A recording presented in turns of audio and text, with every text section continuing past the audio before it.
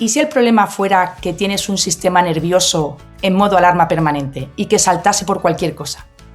Hola, bienvenidos a mi podcast Rompe con el dolor. Soy Raquel Montoro, anestesióloga especializada en dolor crónico. Llevo más de 10 años ayudando a la gente a recuperar su vida. Aquí vas a aprender a comprender tu dolor, a ponerle límites y a volver a disfrutar de tu día a día. ¿Me acompañas? Hoy contamos con la presencia del doctor Francisco Leal. Él también es anestesiólogo, especialista en dolor crónico y acaba de publicar un libro, Libérate del dolor, 7 claves para superar el dolor crónico y aumentar tu energía. Bienvenido, Fran, y encantadísima de que estés aquí con nosotros. Muchas gracias, buenas tardes. Pues un gustazo además, porque como hemos coincidido en el hospital juntos y hemos compartido muchas cosas, para mí de verdad es un honor. La verdad es que el doctor Leal y yo nos conocemos de cuando empecé a mi formación del dolor hace ya bastantes años. Tuve la oportunidad y la suerte de coincidir con él. Él fue el tutor de mi trabajo fin de máster y el trabajo fue sobre la relación entre la vitamina D y la fibromialgia, me acuerdo perfectamente. Y para mí fue como un shock de repente que un médico abordase la enfermedad desde un punto de vista completamente diferente al que había aprendido hasta ahora. Y pensándolo, realmente aquí estoy gracias en parte a ti y a lo que me enseñaste en ese momento. Así que gracias también por ello. Y nada, empezamos y lo primero que me encantaría saber es tu camino. ¿Cómo pasaste de ser anestesiólogo, médico de la unidad del dolor y a tener un compromiso tan profundo con el dolor crónico como para incluso escribir un libro? Pues mira, todo empezó cuando yo era médico de familia, porque antes de hacer anestesia hice la especialidad de medicina familiar y comunitaria. Y en el día a día, pues lo que me encontraba es que la mayor parte de los pacientes tenían ansiedad, trastornos anímicos y dolor. Y el tema del dolor, llegó un momento en que yo ya no veía qué más herramientas podía aplicar y qué más hacer, ¿no? Y ya empecé a plantearme, como médico de familia, empezar a trabajar y especializarme en el dolor. De hecho, roté durante la residencia, pedí una rotación especial en la unidad de dolor en el Hospital Puerta del Mar, en Cádiz, que tengo muy buen recuerdo de aquel. Y ya luego vino la anestesia y el dolor, ¿no? Como una manera, a lo mejor, de completar esa vocación o ese camino. La verdad es que es interesante cómo directamente te metiste de ser médico de familia a tratamiento del dolor. O sea, la anestesia fue como un trámite, ¿no? Para llegar donde estás. Bueno, me gusta mucho la anestesia y todavía mantengo una parte de mi trabajo como anestesiólogo. De hecho, hoy, por ejemplo, estaba haciendo sedaciones y yo digo que me cambio de sombrero, tengo 2 sombreros. Y eso, bueno, pues es que es una parte que también me realiza y me gusta mucho. Y de alguna manera me descansa la mente el hacer 2 cosas diferentes, aunque mi foco importante y la mayor parte de mi energía están en el dolor, obviamente, ¿no? Porque si no, difícilmente podía hacerlo de la manera que yo me gusta implicarme. Pero sí que de vez en cuando hacer anestesias, aunque le parezca a la gente que es una cosa muy difícil, que lo es, pero el cambiar de actividad es como refrescante y no sé si tú tienes la misma experiencia y te hace que una vez que vuelves a tu actividad estés más centrado. ¿Y cómo surgió el tema de escribir un libro? Necesidades de la vida. Pues mira, ya empecé cuando nos conocimos, ¿eh? Hace ¡qué como bueno! 5 años, más o menos. Sí, porque yo veía la necesidad de que ante la falta de tiempo en la consulta y la cantidad de herramientas, experiencias, consejos, ayudas que podía aportarle al paciente, pues lo que empecé a hacer fue listas. Yo me hacía mis listas para mejorar el sueño, de nutrición, estrés, ritmo circadiano, todas esas pequeñas listas, luego empecé a hacer una colección de vídeos recomendados, libros recomendados, audios recomendados. Todo eso empezó a acumularse en 3 enormes carpetas que todavía tengo en mi consulta y que en un momento dado, oyendo a mis estudiantes y a algunos de mis pacientes, dije, pues lo convierto en un libro. Es una cosa que te parece que no tienes tiempo, realmente no lo tienes, pero bueno, robando tiempos y con perseverancia al final lo consigues y ahí está. Y entonces es una herramienta que me permite que los pacientes que realmente quieren algo más que la infiltración o el medicamento, que te están pidiendo más y que cada vez la población esta es más amplia, tú les puedas dar más. Y eso en un entorno en el que el tiempo siempre es limitado. Incluso ahora donde trabajo, que trabajo en la clínica de Navarra, tengo mucha facilidad para ver pacientes con mucho tiempo. Puedo tener 1 hora, hora y media, incluso a veces más con un paciente, o volver a citármelo todas las veces que quiera y no tengo ninguna dificultad para hacerlo. Pero son muchos pacientes. Y al final, cuanto más quieres abarcar y hacer una visión más multidisciplinar del paciente, eso te requiere más tiempo. Tú lo sabes, tienes que hacer el diagnóstico, sobre todo escuchar al paciente, mirarle a la cara, oírle, superar el tema del problema de la informática, del ordenador y de todas esas barreras de comunicación. Tienes que hacer una buena exploración, una buena historia clínica, proponerle tratamientos y luego trabajar todo el tema de la educación, de la prevención, etcétera, etcétera. Y ahí es donde entra el libro. Ahora se te va volando. Date cuenta que es que hay tanto dolor crónico en el mundo que es imposible además llegar a todo el mundo. Ni siquiera la gente conoce lo que es una unidad del dolor. Entonces al final le tienes que dar otros recursos y los recursos de hoy en día están ahí fuera de la consulta. Así que una de las razones por las que yo hago este podcast es también dar difusión a temas que no se pueden tratar en la consulta y que me parece que son de vital importancia. Y una cosa que también es importante es lo que decías en el libro, sobre todo me llama la atención que está la diferencia entre dolor con daño y dolor sin daño, que al final el dolor sin daño es como el gran incomprendido y me parece fundamental. No sé si lo puedes explicar así con unas palabras llanas, tal y como es el libro, con un lenguaje súper llano y cercano, para que realmente entendamos qué significa eso. Por supuesto, Raquel. Además es uno de los temas claves y que genera más sufrimiento, incluido en los profesionales, que cuando nos encontramos con este tipo de pacientes no sabemos qué hacer. Y cuando lo entiendes, cambia totalmente la película, se da la vuelta. Evidente, todo el mundo sabemos lo que es un dolor con daño. Tú tienes una hernia muy grande que te está lesionando un nervio y te duele la ciática. Tú te haces una fractura y te duele. Tú tienes una infección y puedes tener dolor. Ese no tiene ningún problema. Es una alarma que nuestro cuerpo proporciona, una bendición que te está diciendo, oye, tienes algo que tienes que arreglar. Hazle caso, que tienes una fractura, que tienes lo que sea. El problema está en el dolor sin daño.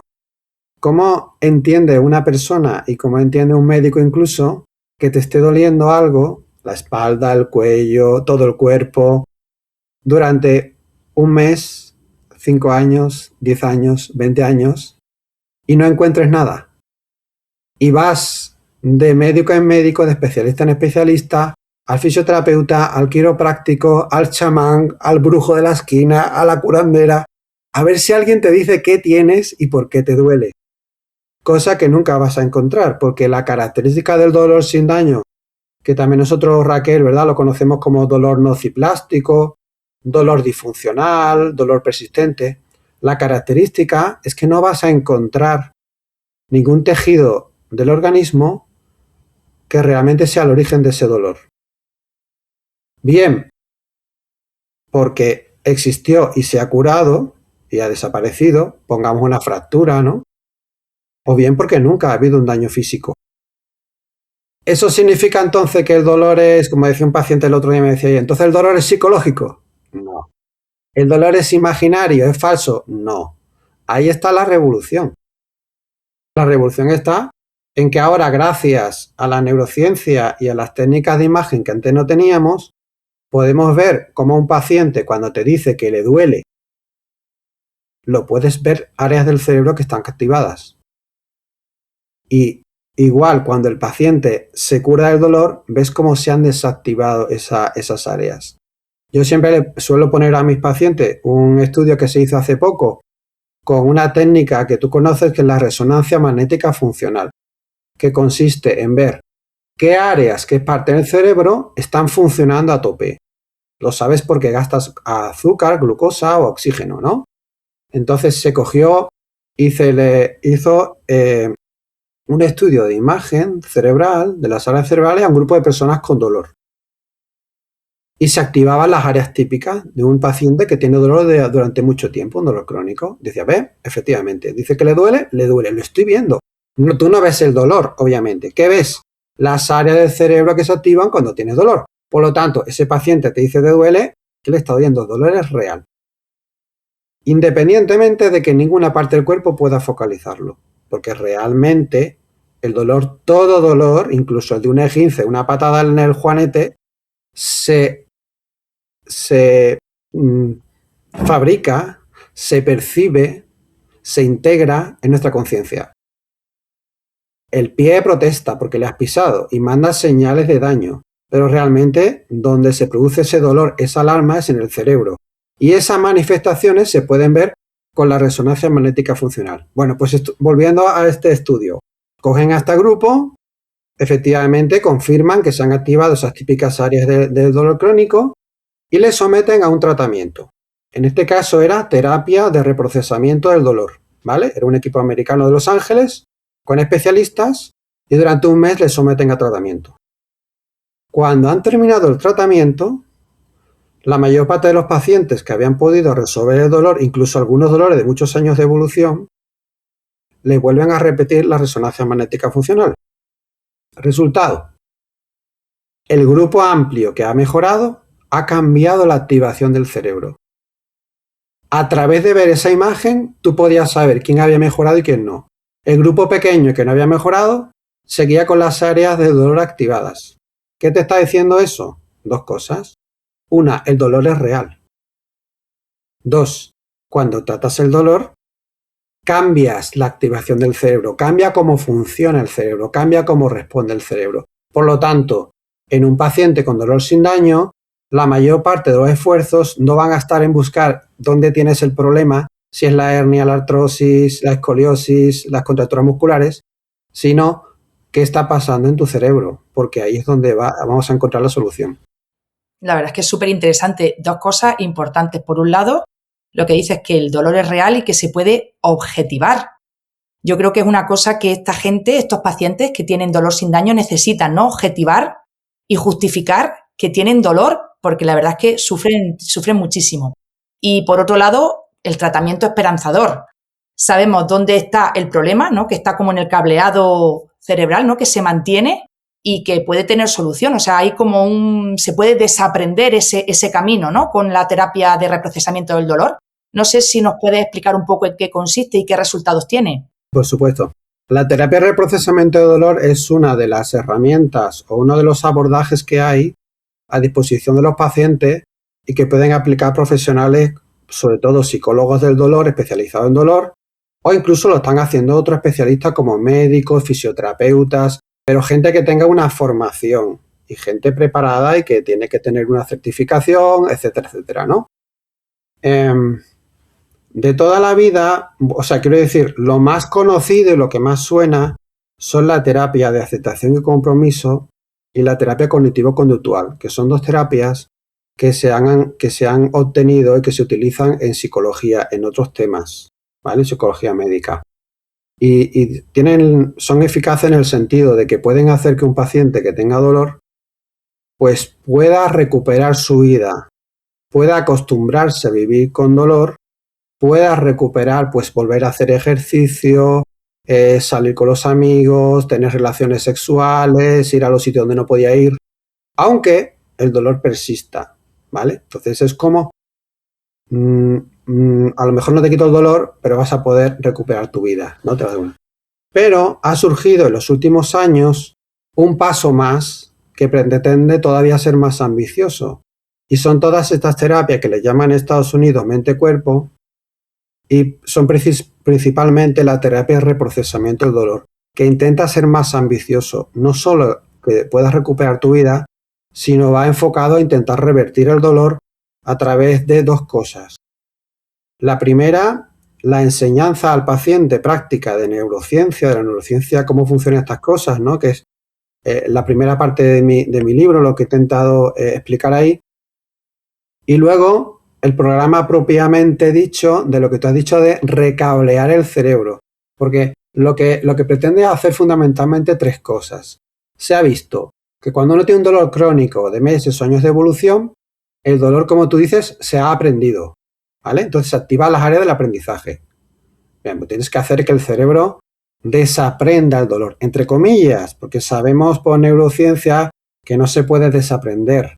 Lo que podemos es aprender cosas nuevas. No sé si lo cuento en el libro, pues como la cinta cassette que yo tenía cuando era jovencito, que yo podía copiarme una canción encima de la otra, ¿vale? La tapaba, la otra siempre va a estar ahí debajo, pero muy débil y no se oye. Y oigo la nueva, que es la que quiero oír.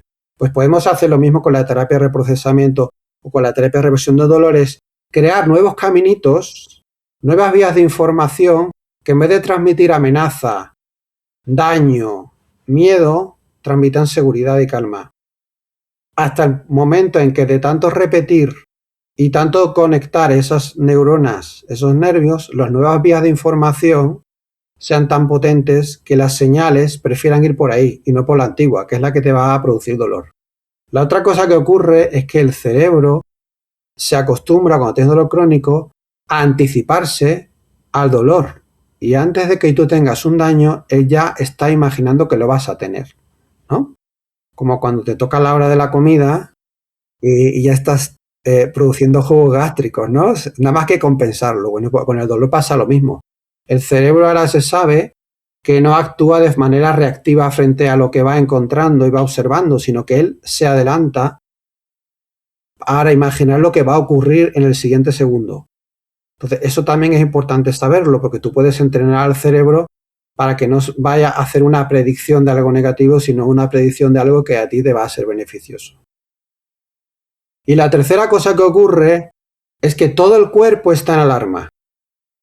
Se activa lo que se llama el sistema simpático. Nosotros estudiamos en la carrera, ¿verdad, Raquel?, que tenemos un sistema autónomo, que es involuntario, y entonces tiene 2 partes. Una parte que es el vago parasimpático, que ahora está de moda eso del vago, que es la parte del descanso, la digestión, el sueño, la tranquilidad. Y luego está el sistema simpático, que en este caso es poco simpático, porque es el sistema que se activa cuando tienes una amenaza, un peligro, una alarma. Entonces, no es nada simpático, pero es el que nos salva la vida. Es el modo de zanfarrancho de combate, de enciende la alarma. Y cuando tú tienes tu sistema simpático muy activado porque tú tienes una amenaza que puede ser real, ¿vale? Una fiera que te va a atacar, estás en una guerra, en un conflicto, o puede ser emocional, un conflicto personal, un miedo, un examen, una oposición, un miedo a la muerte, a la enfermedad, un jefe que te está amargando, un compañero con el que no te llevas bien, problemas en la casa. O sea, no tienen por qué ser cosas físicas, pueden ser... Para el cerebro le da igual, y eso le pongo ejemplo a mis hijos. Al cerebro le da igual que tú estés viendo que cómo están matando a alguien a que lo estés viendo en un videojuego. La respuesta para el cerebro es la misma, es una nada más. Sube el cortisol, hormona de estrés, sube adrenalina, hormona de estrés, y todo el cuerpo se pone en modo defensa. ¿Y qué ocurre cuando el cuerpo se pone en modo defensa? Muchas cosas. Una de ellas, que se activa solo lo indispensable para tú poder sobrevivir. Los músculos se agarrotan, se llenan de sangre, te pones tenso, ¿vale? Y todos los órganos que son para luchar, saltar, correr, se llenan de sangre y de energía. Pero todos los órganos que no son necesarios para la supervivencia se van desactivando y pierden hasta sangre. Por eso se afecta el sistema inmune, el sistema digestivo, por eso se afecta la sexualidad, por eso se afecta el sueño. ¿Y cuántos de nuestros pacientes tienen ese problema de que no pueden dormir, están estresados, ansiosos, les sientan mal las comidas, tienen mareos, el cuello rígido, dolores musculares? ¿Cuántos? Entonces hay que abordar esos 3 áreas. La activación del simpático, proporcionando una calma y volviendo a fomentar que haya más tiempo de reposo del vago, que es el que te va a relajar y te va a proporcionar pues una mejor digestión, una mejor inmunidad y sueño, etcétera. Tienes que ir modificando la manera en que el cerebro está funcionando para que no haga predicciones negativas y tienes que hacer un nuevo recableado, como tú dices. La verdad es que en el mundo desarrollado en el que vivimos estamos en un permanente estado de, no sé, de alarma, de que siempre, o sea, es como el estrés que ya lo tenemos interiorizado. Sí. Y yo digo que sí, que está muy bien el mundo desarrollado, pero nos ha traído muchas cosas negativas. O sea, los ascensores, la escalera eléctrica, o sea, todo para ayudarnos, pero realmente no nos está ayudando. Y una de esto es lo que tú dices del sistema simpático en permanente alerta. Y ese parasimpático, que sería el antagonista, pues lo hemos dejado un poquito de lado. Es verdad que ahora cada vez se le da más importancia a la calma, al mindfulness, al yoga, pero todavía está como un área un poco, no sé, periférica, ¿verdad? Como que no está centrada en lo que es el sistema de salud, que debería ser una piedra angular, fundamental. Sí. Está siendo como un tema de influencers y coaching y cosas de estas, y es una herramienta fundamental en la salud. Y no solo en nuestro ámbito, en el dolor, sino, yo se lo digo a mis estudiantes, es que los pacientes que Raquel y yo vamos a ver en la consulta con dolor, luego los veo en endoscopias, en digestivo, porque tengo digestivo.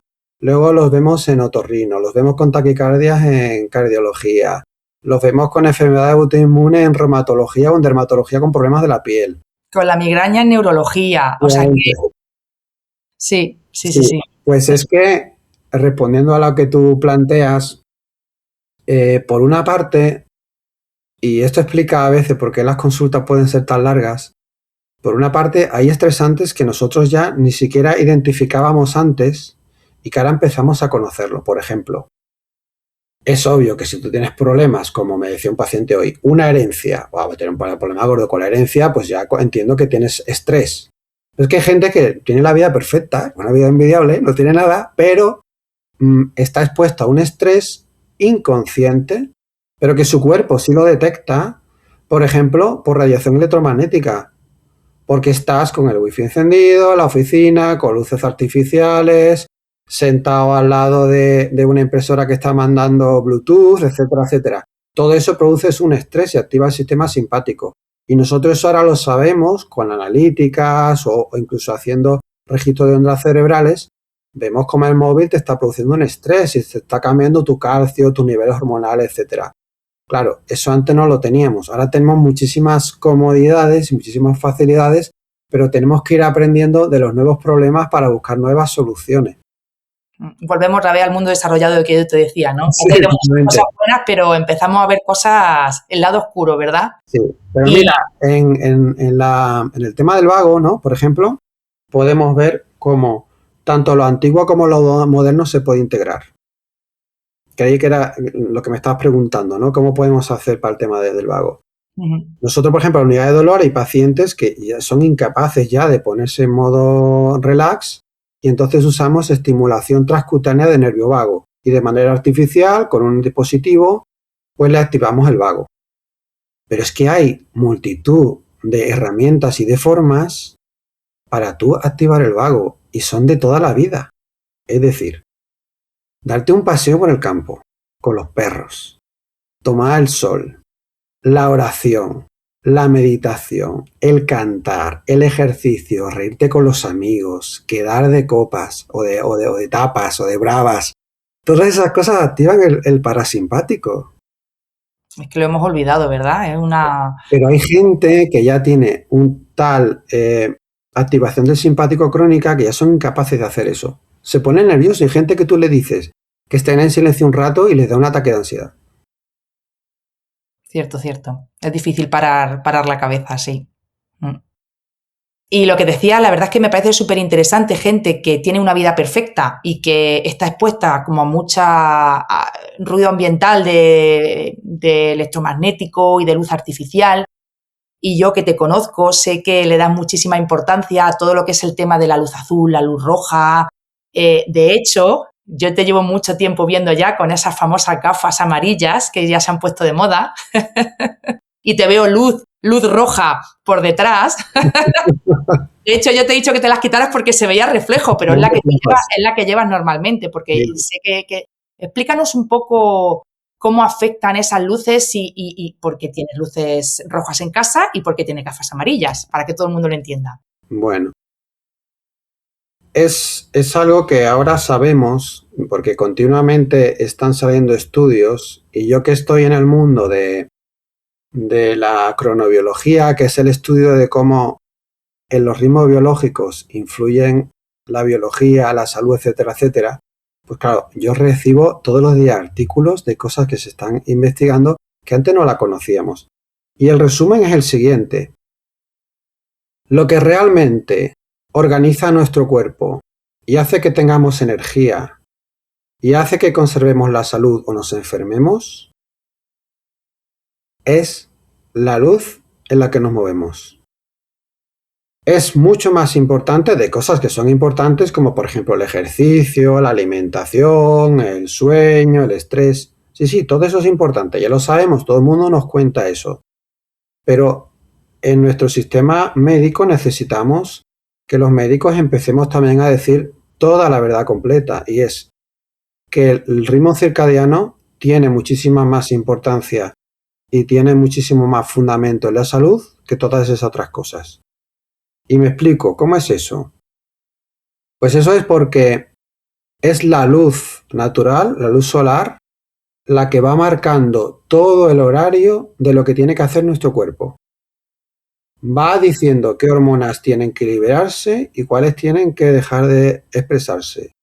Va activando genes y desactivando genes. Va diciendo qué órgano y qué tejido tiene que actuar en cada momento del día. Cuando todo eso va bien y va ajustado al horario, ¿vale? Pues claro, es que no estamos hablando de que nosotros solo tenemos luz artificial de hace un poco más de un siglo. Móviles desde hace unos pocos años y ordenadores y pantallas, ¿vale? Desde hace más de 300.000 años hemos vivido con los ritmos naturales. Entonces nuestro cuerpo, nuestro cerebro funciona con esos ritmos naturales y las instrucciones para que funcionemos bien y estemos bien y sanos las tenemos que recibir fundamentalmente de la luz natural y de la oscuridad. Hay otros elementos, el frío, el ejercicio, lo que comemos, pero son secundarios. Los principales determinantes de los ritmos que tenemos en nuestro cuerpo es la luz. Y fundamentalmente el cambio entre la luz del día y la oscuridad. Y esto es importantísimo, porque lo estamos haciendo al revés.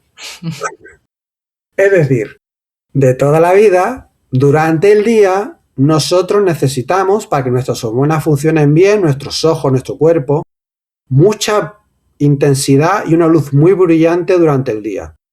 Y resulta que estamos en el trabajo, en la oficina, en la consulta, con unos niveles de muy poca intensidad de luz. Cuando tú lo mides, y yo lo tengo en el móvil, mido la intensidad de la luz dentro del despacho y luego me salgo fuera al exterior, puedo ver una diferencia de 1000 o 10.000 veces más de diferencia. Y nuestro cuerpo necesita esa luz. Luego explicaré cómo esto lo podemos llevar a la práctica y cómo podemos compensarlo, ¿no? Pero primero déjame que explique el problema. Entonces, durante el día, que necesitamos una luz súper brillante, estamos en una cueva. Y durante la noche, que necesitamos que la intensidad sea muy bajita, una vela, el fuego, un candil, hacemos lo contrario. Tenemos 1000, 10.000 veces más intensidad de la luz que necesitamos. Esto tiene un efecto biológico y cada vez lo sabemos más porque tenemos estudios todos los días, ya te digo, es un incremento ingente de la investigación que hay a nivel de biólogos, bioquímicos, endocrinólogos, cardiólogos, incluso el otro día sacaron un artículo de cardiología. Los efectos que tiene son la salud. Porque durante la mañana la luz natural va a desencadenar una serie de hormonas que necesitamos para estar delgados, felices, contentos, tranquilos, morenitos, guapos. Y durante la noche necesitamos que el cuerpo se ponga en modo reparación. Porque se supone que por la mañana es cuando tenemos que tener el simpático para trabajar y todas estas cosas. Y está muy bien que sea así. Pero ese gasto que hemos hecho durante el día, ese sobrecarga del sistema nervioso y esas toxinas que hemos generado, luego hay que limpiarlas. ¿Cuándo se hace? Durante el sueño. ¿Cómo se hace durante el sueño? Gracias a unas hormonas que se han producido si tú tomas el sol de manera adecuada. ¿Verdad que tú has tenido la experiencia de cuando pasas el día en la playa o en la montaña todo el día al sol, duermes mejor? No me he fijado, pero si me lo dices, seguro que es así. Pues fíjate, Y se ha visto efectivamente que cuando uno está expuesto a la luz más brillante del sol durante el día y más horas de luz solar, mejora el sueño. ¿Por qué? Pues tú ya lo sabes, Raquel, porque produces más melatonina, que es la hormona del sueño. La hormona del sueño la tenemos que cuidar muchísimo, porque es una de las cosas que nos está faltando en esa sociedad actual que tú dices, porque cada vez dormimos menos y el sueño es peor. ¿Cuántos pacientes tuyos del dolor te están diciendo que tienen problemas de sueño? Yo te diría que si se lo pregunto, yo te diría que un 80-90%, ¿eh? Es una pasada. Coincido, sí. Pues si tú no fabricas la suficiente melatonina hormona del sueño porque no te da la luz suficiente por la mañana, no te da la luz ultravioleta, porque todavía ya hay quien dice que es malísima. Pues mucha gente. Ya hablamos luego de eso si quieres. Y sin embargo, por la noche, que es cuando la melatonina tiene que brotar, a partir de que se pone el sol, estamos con luces encendidas, ¿qué es lo que ocurre? Que le estamos diciendo al cuerpo, no necesitamos melatonina para dormir, porque es de día todavía. Cuando tú estás viendo Netflix, cuando tú estás delante del ordenador o con el móvil viendo el Instagram y todas estas cosas, le estás diciendo a tu cerebro a través de tu ojo, es de día. Entonces, ¿cómo pretendes, si dejas el móvil a las 10, a las 11 o a las 12, cómo pretendes que inmediatamente, de puro milagro, entres en fase REM, entres en sueño profundo y pases una noche maravillosa? Que ya pedirlo que es imposible. ¿Por qué? Porque va contra la fisiología humana. Está claro. Y lo que tú decías de la cronobiología, de cómo los ciclos circadianos nos regulan, realmente también depende mucho el sol, que es, o sea, realmente es tan importante, como tú decías, es como la piedra angular de la salud y está como denostado. Se puso muy de moda que el sol era como el enemigo número uno y realmente es gracias al sol que tenemos vida. Si no hubiera sol, no hubiésemos vivido durante todos estos años y no habría vida. Pero ahora nos hemos metido otra vez en cuevas, lo que tú dices. ¿Cómo de importante es el sol? Porque sé que en tu libro también especificas cómo hay que tomar el sol y en qué horas hay que tomarlo para tener determinados tipos de luces.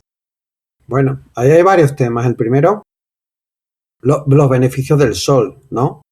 Porque más allá de la vitamina D, que todo el mundo sabe que es fundamental, porque es una de las principales herramientas que tenemos en contra del cáncer, junto a la melatonina, ¿no? Son dos de las primeras líneas de defensa más importantes para prevenir el cáncer, vitamina D y melatonina. Una en el verano y otra en el invierno, ¿vale? Una durante el día y otra durante la noche. Pues se producen un montón de sustancias químicas. Mira, el sol te proporciona bienestar, porque produce endorfinas. Te produce analgesia, que mejora el dolor, porque se producen endocannabinoides. Te hace adelgazar, porque produce MSH, alfa-MSH y lipotropinas, que aumenta el metabolismo, la quema de grasas y te produce saciedad. Te baja las ganas de comer. Produce óxido nítrico, que es muy bueno para el corazón y para la tensión arterial. El doctor Weller, un dermatólogo, curiosamente, recomienda a todo el mundo tomar el sol por eso, por el tema del óxido nítrico, que está tan de moda, ¿no? El óxido nítrico, suena mucho.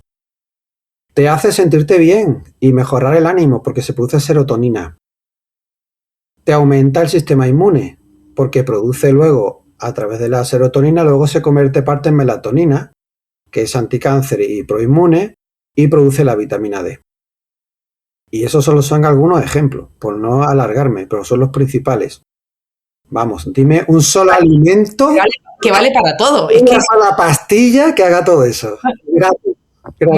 Mañana vemos a todo el mundo al sol, a ver si es verdad. Vale, lo que pasa que, claro, como tú dices, hay que saber cómo tomar el sol, obviamente, ¿no? Por eso dedico específicamente un capítulo, porque entiendo que esto es un tema muy controversial.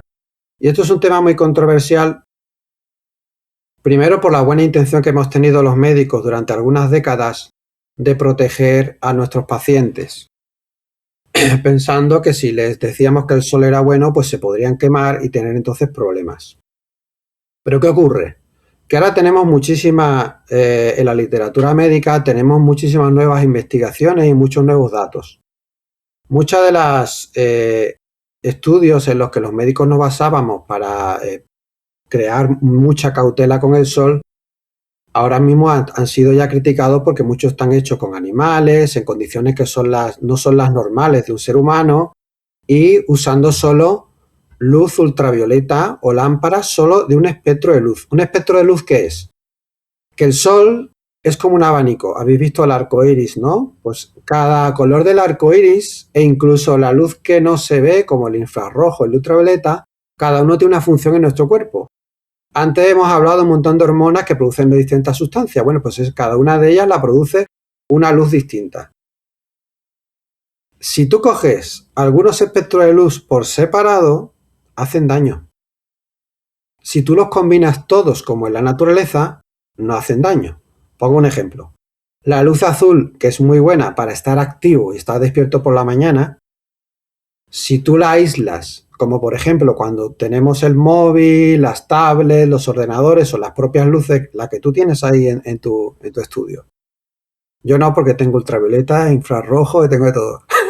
Muy concienciado. Y un poquito de azul, ¿eh? He intentado hacer una combinación del sol porque ya se está poniendo. Y he intentado hacer una combinación artificial, un sucedáneo, ¿vale? Entonces, cuando tú tienes el espectro completo, entonces ves que si tú tienes luz azul, pero también recibes la roja, el efecto malo del azul, que es oxidativo, te inflama, te daña la retina, etcétera, no ocurre porque la luz roja hace lo contrario. Es antiinflamatoria, te protege la piel, activa las mitocondrias para que tengas más energía y te regenera.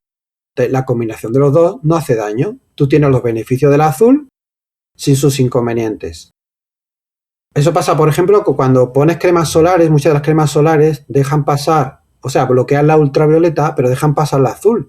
Entonces, tú no te das cuenta porque la piel no se te pone roja, porque el ultravioleta no te la va a poner roja, pero por dentro te estás quemando con el azul.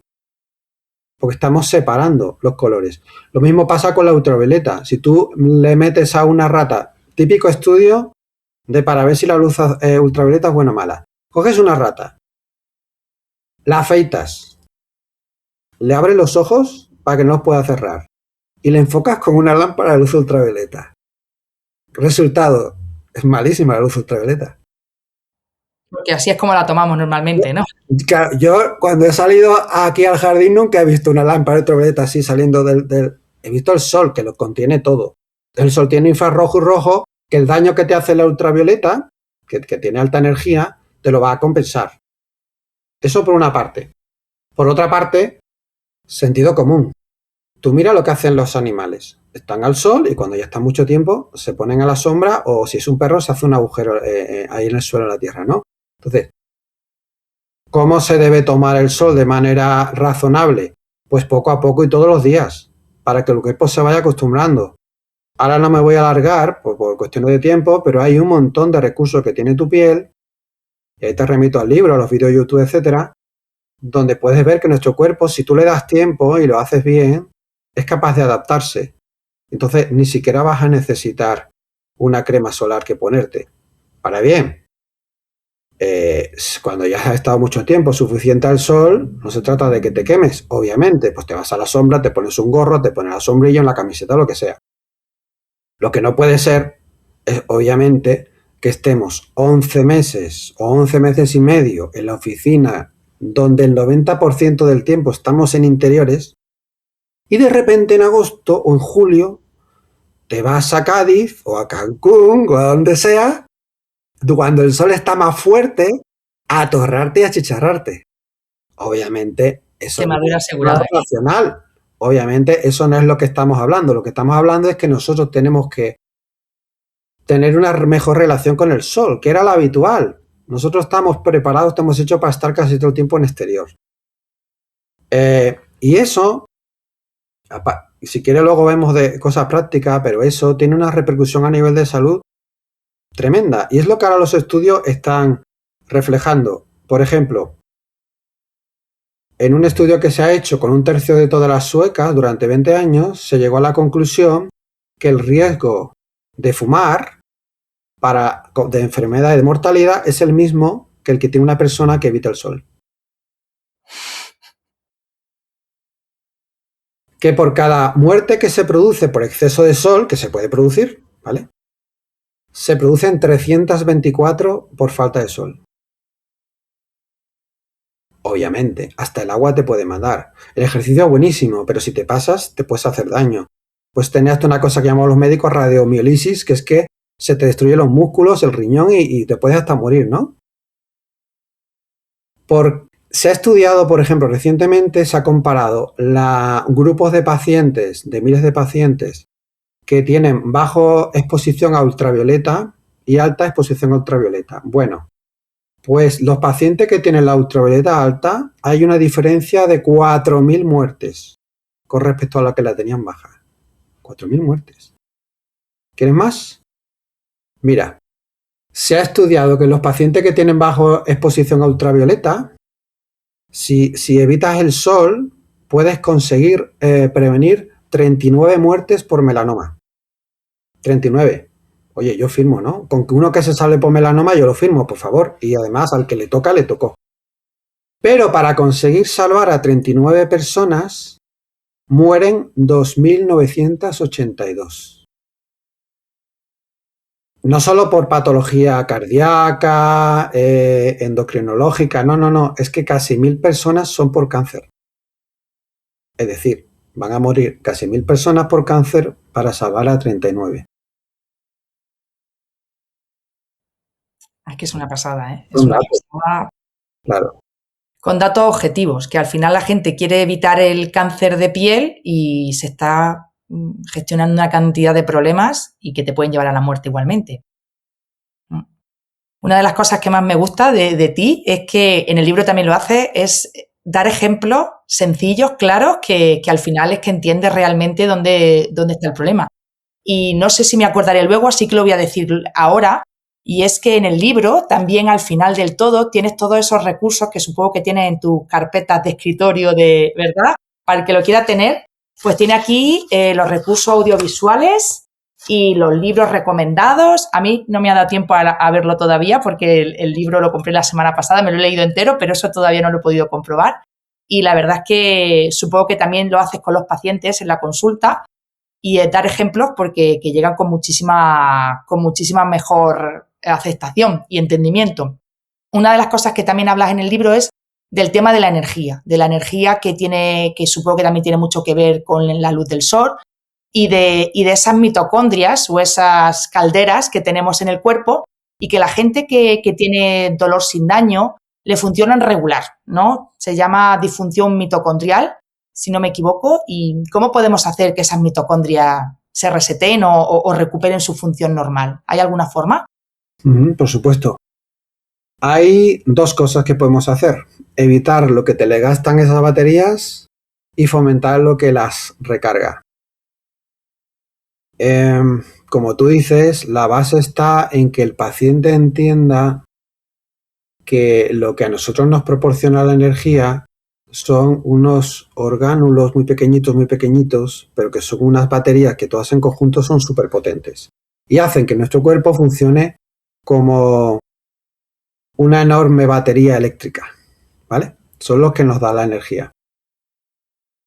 Y el 80% se calcula de toda la patología crónica que nosotros vemos hoy en día en Occidente tiene que ver, como tú has dicho, con esa disfunción mitocondrial, es decir, con esas baterías que no funcionan bien, que se van estropeando.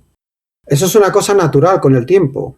Cada 10 años tenemos un 10% más de mutaciones de esas mitocondrias y entonces cada vez la población de mitocondrias, ¿vale? Que tenemos miles, tenemos ciento y mil en cada célula, o sea, tenemos billones.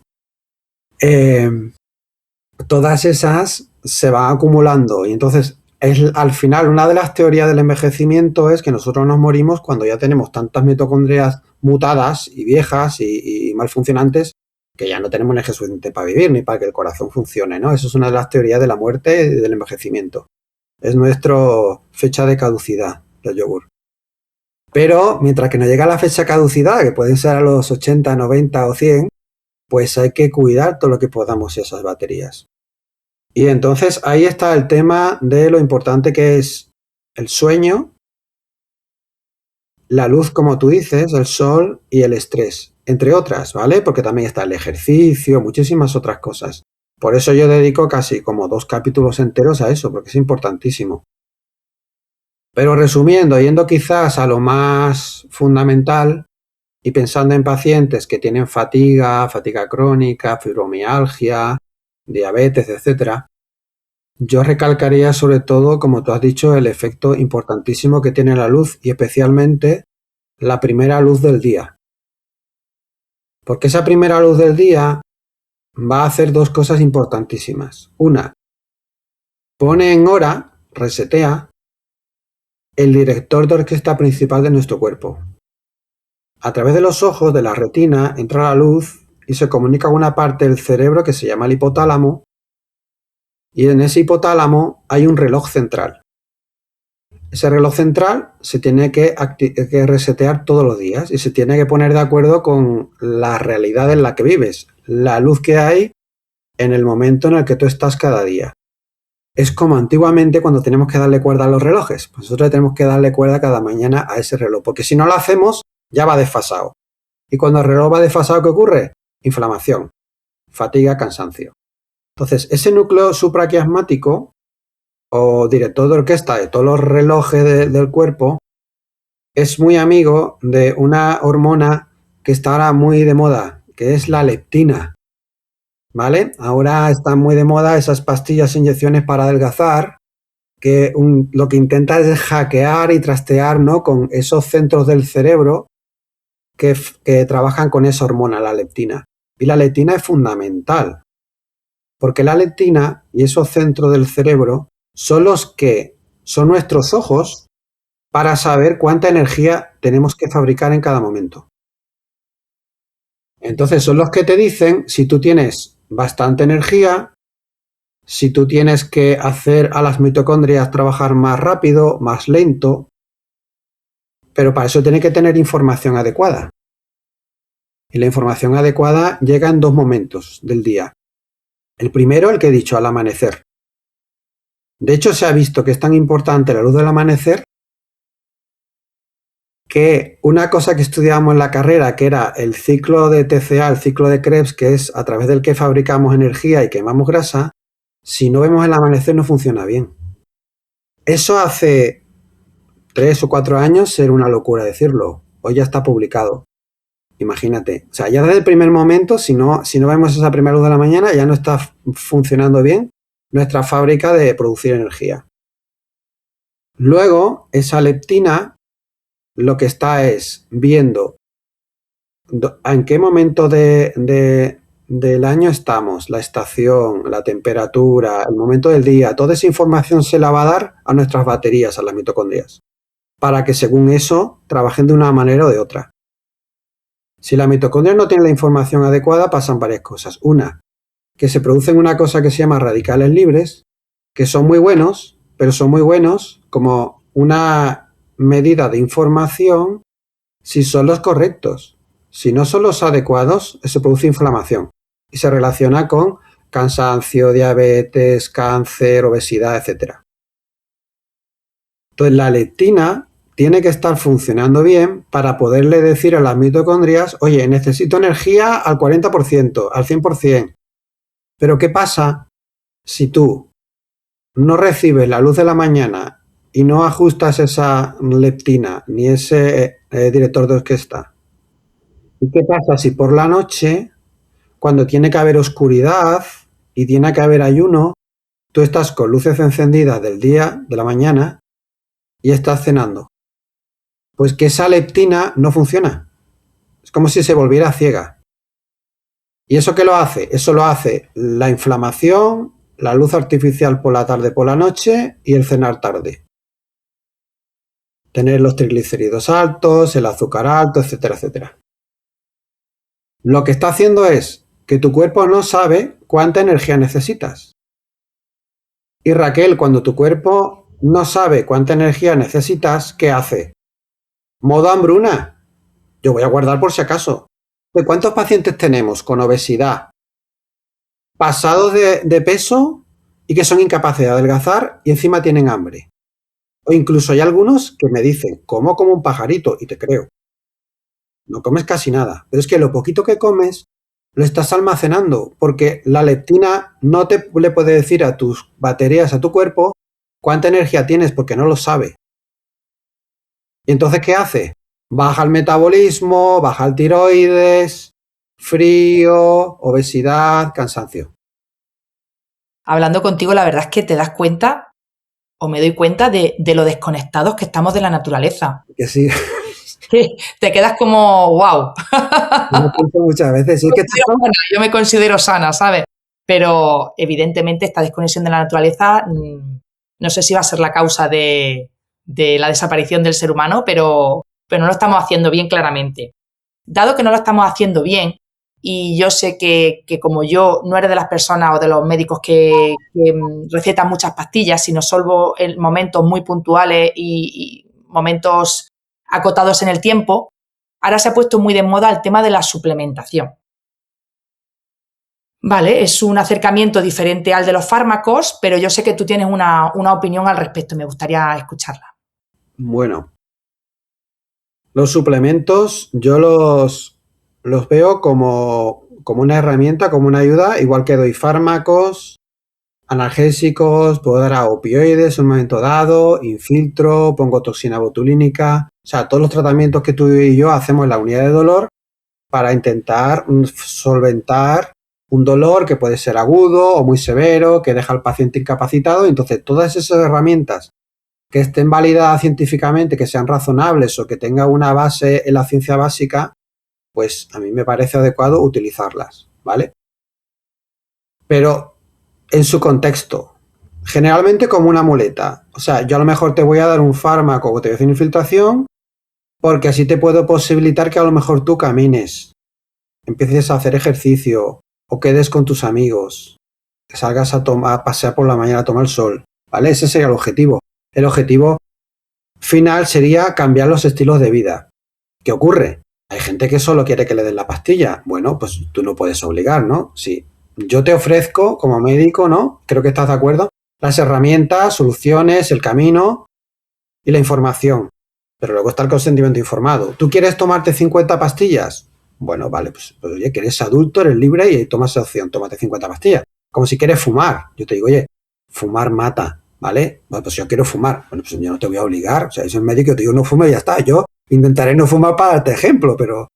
Y ya está. Pero como hay mucha gente que sí, que lo que quieren es, oiga, que yo también quiero curarme el dolor, yo quiero ir a la causa, yo no quiero tener inflamación, yo no quiero volver a engordar después de dejarme tomar el tratamiento de estos pinchazos tal y cual. Entonces ahí está todo el tema del estilo de vida. Y dentro del estilo de vida, bueno, una ayuda puede ser los suplementos. Yo en otro podcast lo comentaba.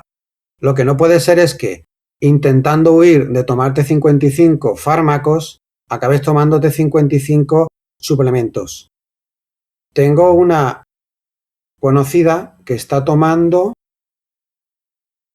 200 cápsulas al día. O sea, yo he visto pacientes con 60 fármacos, o sea, hace 60 pastillitas, que el pastillero no le caben, casi 100, a 200. Bueno, eso no tiene sentido.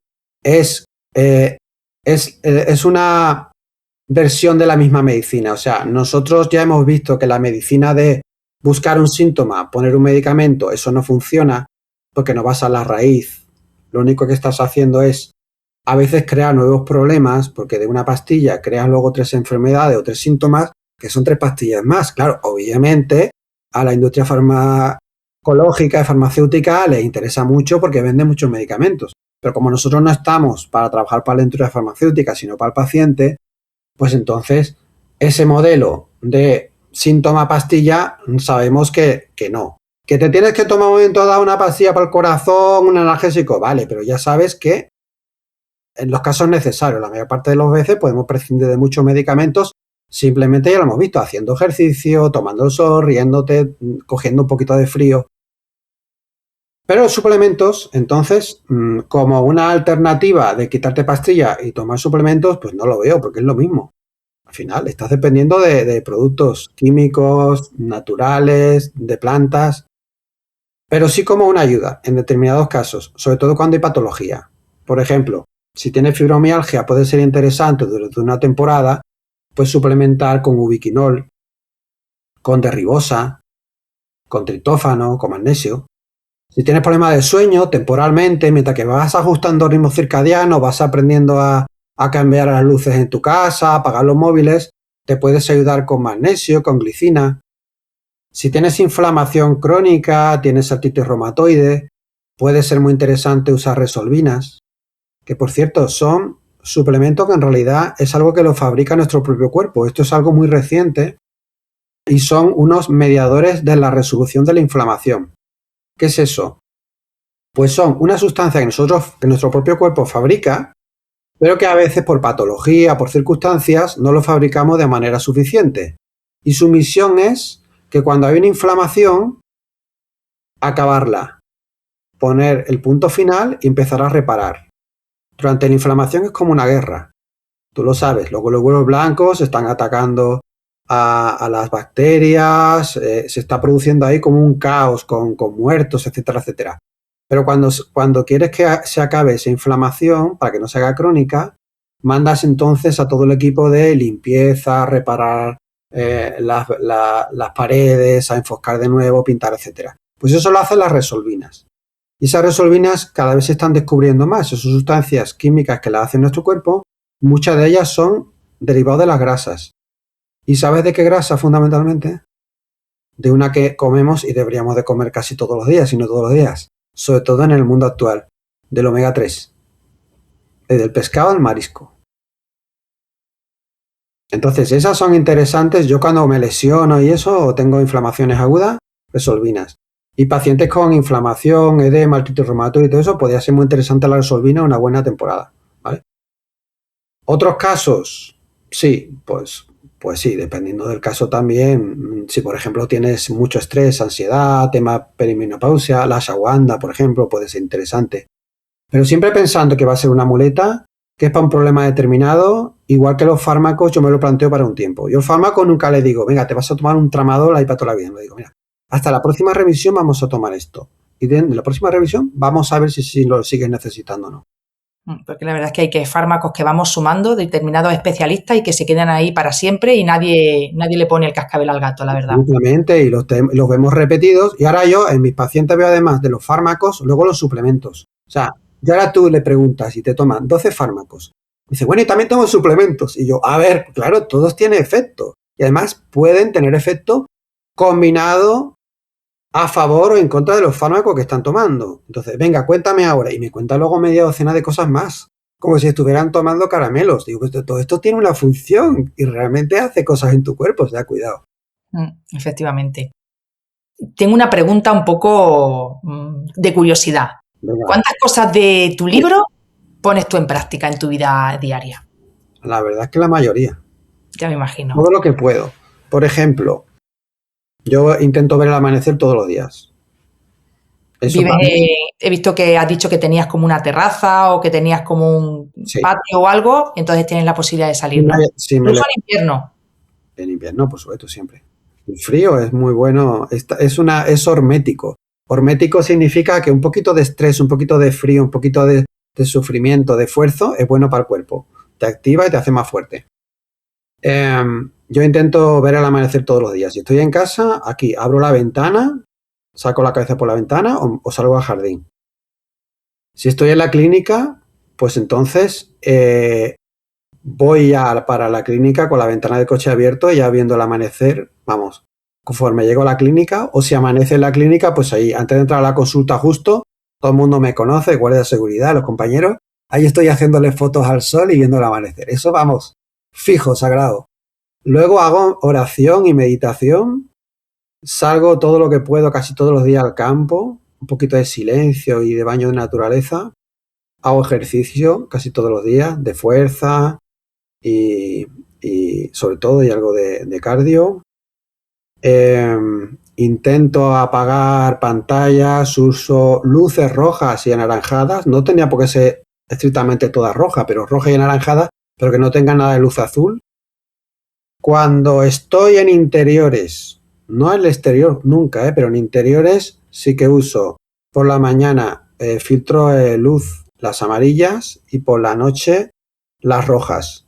Imagínate yo que hago guardias todavía, que pongo epidurales, no sé si tú también pones epidurales o no, pero yo me tengo que levantar de madrugada cuando estoy de guardia con unos fluorescentes y unos LEDs horrorosos, que es que nada más que te duelen los ojos de salir a esa luz, y me ayuda mucho el tema de las gafas rojas y lo filtro en todos los móviles, etcétera, etcétera.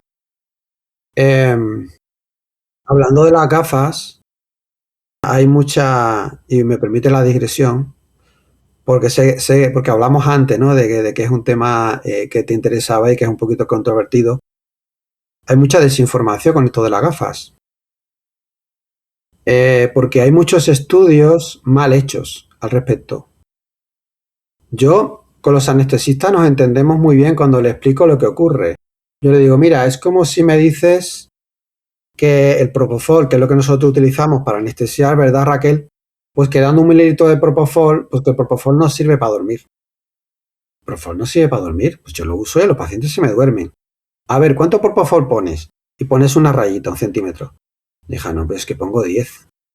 Pues lo mismo pasa con las gafas. Hay un montón de estudios con gafas de todo, todas distintas, cada una con un tanto por ciento de filtro, cada uno. Claro, obviamente, cuando tú haces esos estudios con dosis que no son, pues no vas a ver los resultados. Pero sí que hay varios estudios muy, muy interesantes y algunos muy buenos que sí que demuestran que influyen, por ejemplo, en la capacidad que tú tienes de regular el azúcar. No solo por la noche cuando estás usando las gafas, sino al día siguiente. Cómo afecta a todos los parámetros del sueño. Cómo afecta a tu metabolismo en general, a la forma que tienes de quemar las grasas. O el estrés oxidativo, que es, digamos, que la inflamación en las células. Todo eso se está haciendo con estudios con las lentes cuando usas la adecuada. ¿Y cuál es la adecuada? Pues la adecuada es una que tiene que filtrar la luz que realmente nos está dañando. ¿Y esa cuál es? Pues se ha visto, mira, no sé si conoces a este libro, The Light Doctor, claro, se ve al revés. Bueno, Martin Moore es uno de los pioneros del estudio de la luz y del ritmo circadiano. Él fue uno de los que descubrió el núcleo supraquiasmático. Ese gran director de orquesta, ¿vale? Que nadie lo encontraba en el cerebro.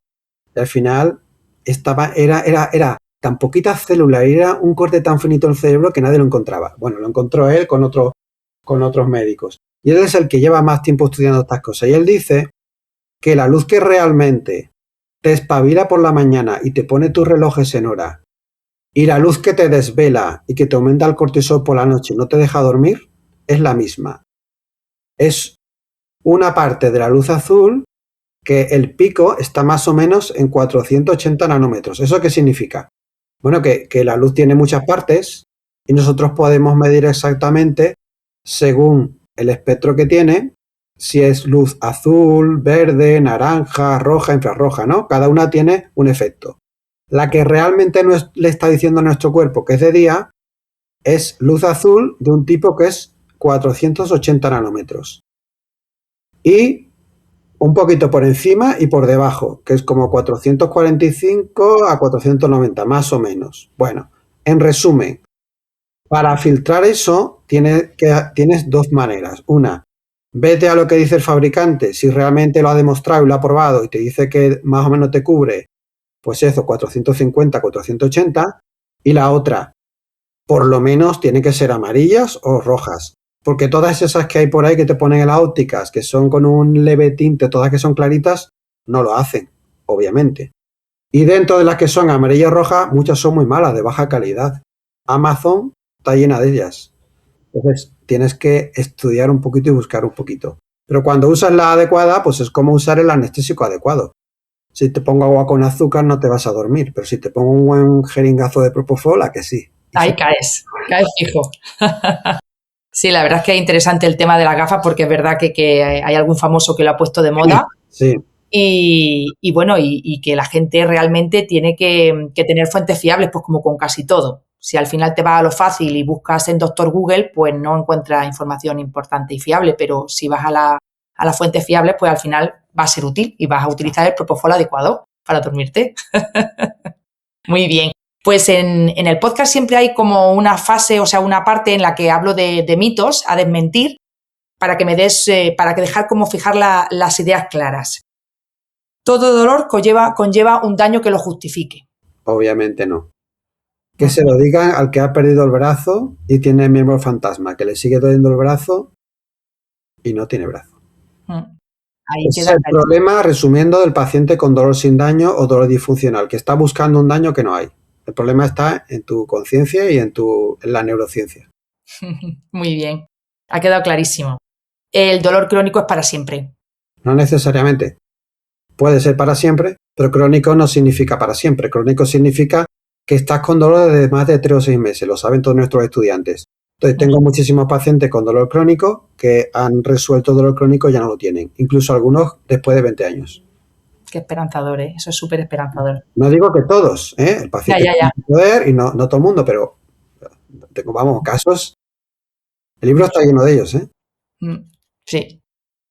Los suplementos están de moda, pero sirven de poco. Depende. Hay algunos que no valen para nada porque hay muchos suplementos que realmente no son lo que dice la etiqueta, ¿vale? Tienen Las gafas, ¿no? Hay que ir a lo fiable. Un suplemento tiene que ser de garantía, de una buena empresa, que lo haga bien, gente muy, muy seria y muy honesta. Y cuando eso es así, generalmente tienen su utilidad, pero en su contexto. Muy bien. Si me duele cuando hago ejercicio o me muevo, es que el ejercicio es malo para mí. Pues como somos animales domésticos, hemos perdido los instintos. Y es lo contrario, ¿vale? Inicialmente, el estarte quieto es una primera defensa para un daño agudo, pero para un dolor crónico es todo lo contrario. El movimiento es analgésico. El movimiento, el músculo, te mejora el dolor. Sobre todo si haces el ejercicio al aire libre. Muy bien. El sol produce cáncer y envejece. Pues mira, resulta que los 2 grandes estudios recientemente que han hecho, que son 1/3 de la población sueca durante 20 años, y el estudio de Biobank, que lo han hecho casi en 500.000 de británicos, hecho por un dermatólogo además, demuestran lo contrario. El sol protege del cáncer y además está calculado más o menos en un 30% disminuye la morbilidad y mortalidad. ¿Eso qué significa? Que te vas a enfermar un 30% menos y vas a tener un 30% menos de riesgo de tener cáncer, incluido cáncer de piel. Es que eso deberíamos ponerlo en un rótulo grande y publicitario en todas las consultas de los médicos, a ver si de verdad llega esa información. Pues hasta ahí los mitos. Quería saber un poco, así como pinceladas, 3 consejos rápidos que le podrías dar a los que nos están escuchando para mejorar su vida. Vale. El primero... Antes que tú consideres, que yo ya más o menos conociéndote ya sé por dónde vas. El primero, si tú crees que tienes un dolor sin daño o tienes un dolor que no encuentra la causa y puede ser un candidato a dolor sin daño, que busques a una persona formada en terapia de reprocesamiento del dolor o técnicas y herramientas parecidas. El segundo, en general, para cualquier tipo de dolor, que no hay nada que influya tanto en tu salud como tu entorno. El problema generalmente no lo tienes dentro en tus genes, lo tienes fuera. Y sobre todo, la luz en la que te mueves. Por lo tanto, no te pierdas un amanecer, sal todo lo que puedas por la mañana, exponte a la luz de la mañana para la luz ultravioleta y a la oscuridad total durante la noche. Y el tercero, yo diría que es importantísimo el tema del afecto, de las relaciones y de la espiritualidad, el efecto que tiene en la salud, en la enfermedad, en el sueño, en el estrés, porque por muy bien que tengas tú el ritmo circadiano, por muy bien que comas y mucho ejercicio que hagas, si estás solo, eso no lo compensa, vamos. Esa otra consecuencia del mundo desarrollado y las redes sociales, ¿no? Que preferimos hablar a través del móvil que ponernos cara a cara. La verdad es que es una pena. No sé si se te ha quedado algo en el tintero que te gustaría haber dicho y no hemos tratado. Sí, bueno. Pues insistir un poco en que nosotros tenemos 3 dimensiones: física, psíquica y espiritual. Si troceamos al ser humano, no lo entendemos. Y si lo que queremos es no solo quitar un síntoma, sino enseñarle a la persona cómo sanarse o curarse, tenemos que abordar los 3 aspectos: el espiritual, el físico y el psíquico. Además, los tres se retroalimentan. Quiero decir, si tú estás mal espiritualmente, eso luego tiene una repercusión emocional. Y la repercusión emocional se convierte en materia, se convierte en proteínas. Tus pensamientos, tus sentimientos, luego se materializan en proteínas que hacen tus genes. O sea, se convierte en algo físico, algo que no es físico, que es etéreo, ¿no? Y lo mismo al contrario. Si tú tienes una buena relación espiritual, si tú tienes afectos, eso también repercute físicamente. Y lo físico también te ayuda a tener la mente más clara y estar más abierto a lo mejor a una realidad espiritual, etcétera, etcétera, ¿no? Entonces yo diría que en resumen, cada vez se sabe más y hay más estudios que dicen que el sentido de la vida, el sentido de Dios y la espiritualidad tienen un peso grandísimo en la salud emocional y psíquica. Es que somos un todo. En la medicina tradicional hemos troceado al ser humano y yo creo que es el origen del error de que la medicina tradicional no llegue a todo el mundo o no llegue a solucionar la mayoría de los problemas. La verdad es que eso es fundamental.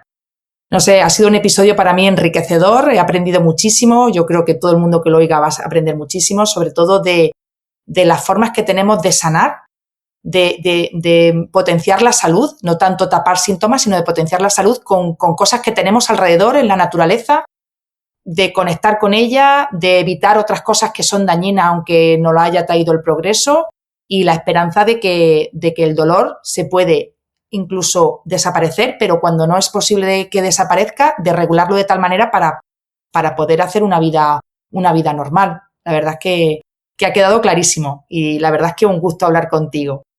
Un placer. Si os ha gustado el episodio, pues la verdad es que recomendarlo a gente que le pueda ser útil, darme vuestra opinión, que va a ser también muy útil. Se me ha olvidado una última pregunta y no quiero perder la oportunidad, es ¿a quién querrías traer a este podcast para que nos siguiese formando en este camino hacia una vida con menos dolor? Pues mira, te voy a dar 2 recomendaciones, que tengo muchas, pero 2 recomendaciones. Sobre el tema del sufrimiento, que está muy asociado al dolor y muchas veces no se habla bien, no se habla bastante, Laura Montesinos, que tiene un libro que creo que se llama Tu muerte es vida, que es maravilloso.